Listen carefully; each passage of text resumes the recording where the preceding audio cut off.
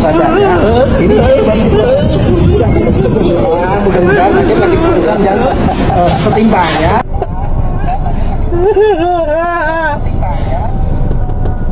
Nangisnya makin jadi ketika tahu di depan itu ada banyak wartawan bawa kamera gitu. Kok nangisnya makin jadi. Enggak ketawa ya. Saya nggak mau ketawa. Saya nggak ngetawain Agus. Aduh. Saya nggak ngetawain Agus ya. Saya ngetawain Farhat.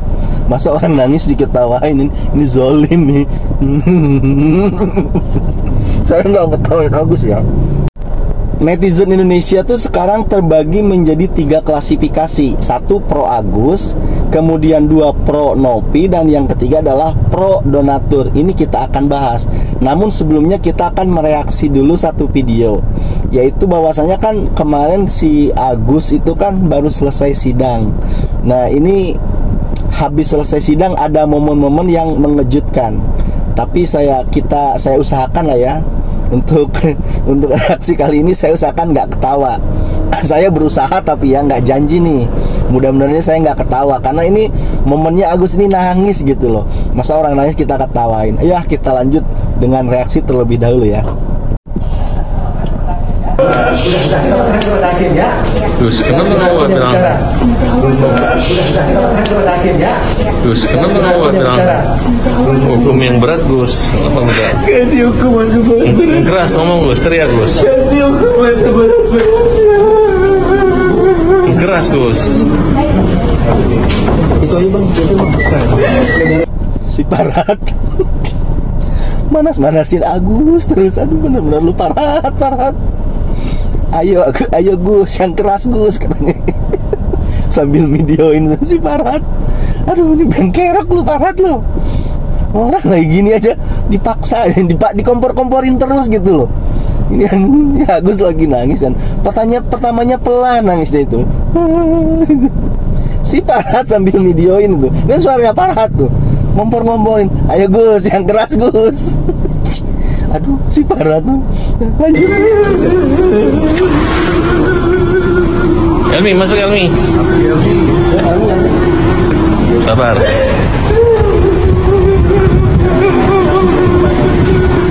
Ya, sini aja, Bang.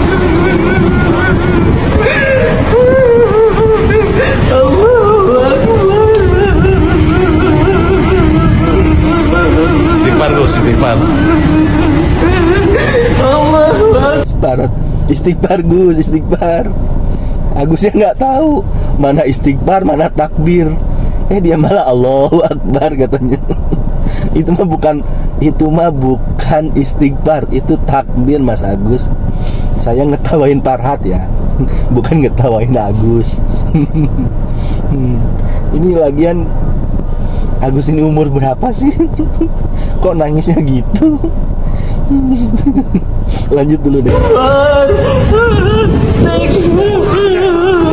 sadar ya. Ini baru proses, mudah-mudahan nanti masih keputusan yang setimpal ya.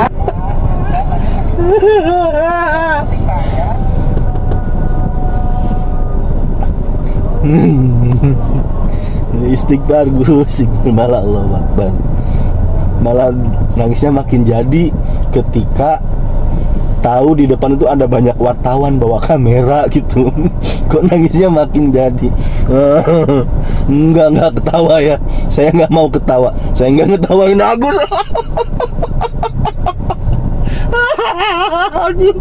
Aduh. Saya nggak ngetawain Agus ya. Saya ngetawain Farhat. Masa orang nangis diketawain, ini zolim nih. Saya nggak ngetawain Agus ya. Saya ngetawain Farhat. Orang lagi gitu dipaksa untuk nangis.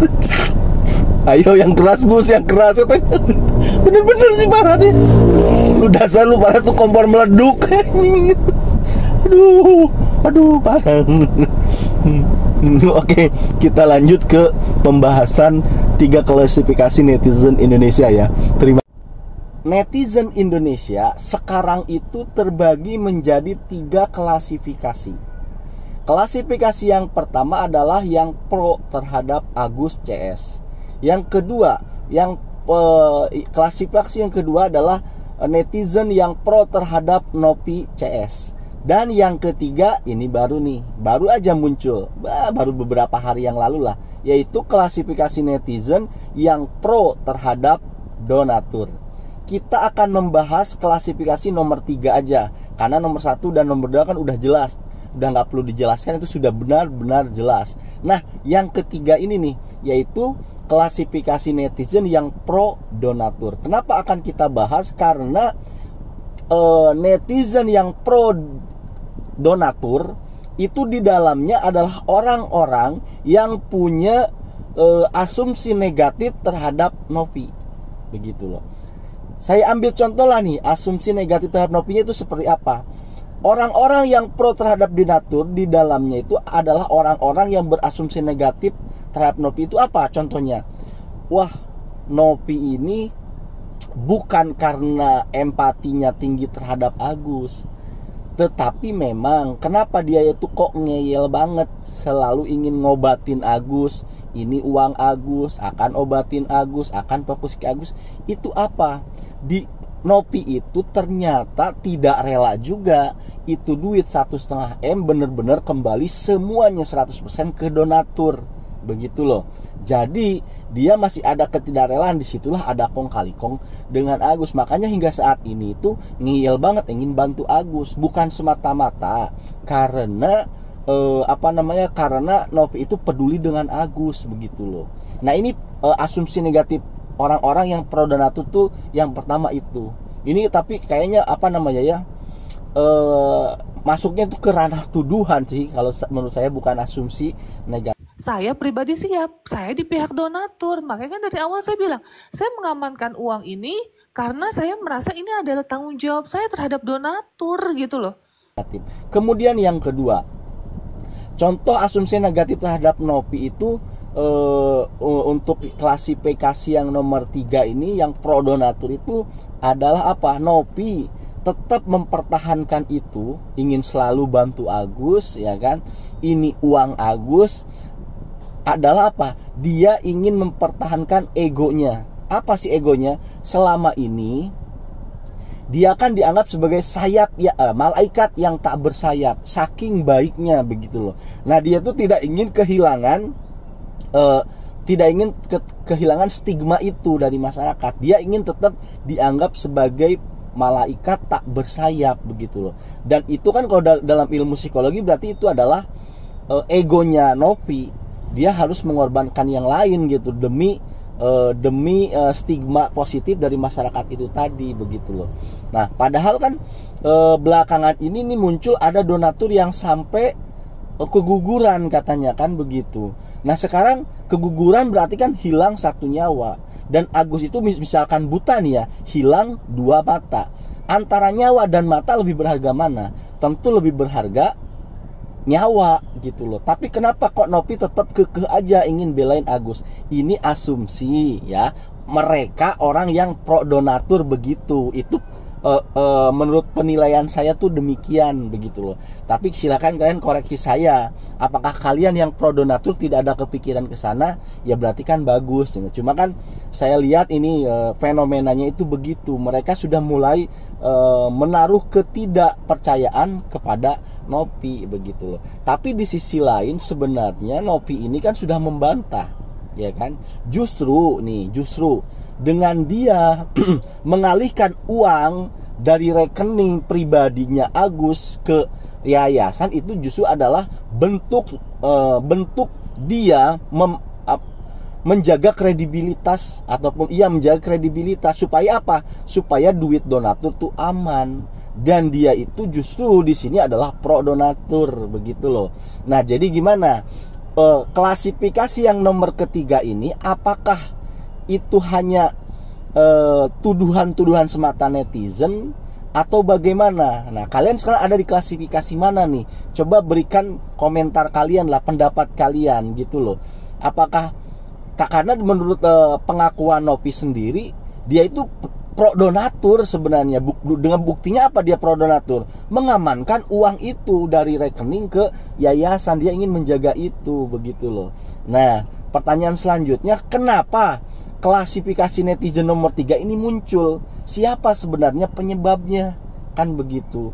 Ya, beberapa jawabannya sih. Pertama nih, ini kalau menurut yang pro donatur ya, kenapa ini muncul orang-orang pro donatur ini? Karena tidak tegasnya Nopi gitu. Seandainya dia tegas ngomong, ini bukan duit Agus, ini duit akan segera saya kembalikan ke donatur, atau saya akan kembalikan peruntungannya sesuai dengan polling, itu mungkin tidak akan ada tuh yang muncul klasifikasi netizen yang pro donatur.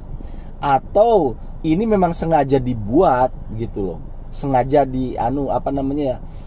sengaja dibuat bagian dari strategi gitu loh. Entah oleh sepertinya sih dibuat ini oleh pihaknya siapa itu?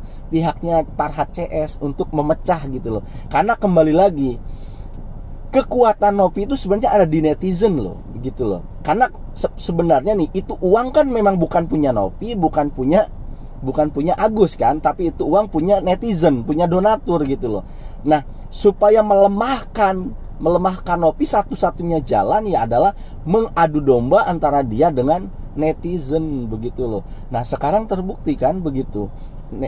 Ada sebagian netizen yang sudah tidak lagi respect, gregetan dengan Nopi, begitu loh. Apakah ini penyebabnya adalah Nopi, atau ini adalah justru penyebabnya dari pihak Farhad CS yang ingin memecah kekuatan lawan, begitu loh. Nah, jadi menurut kalian gimana? Kalian ada di klasifikasi mana gitu? Ada di klasifikasi mana nih? Dan silahkan masuk ke kolom komentar, berikan pendapat kalian yang terbaik.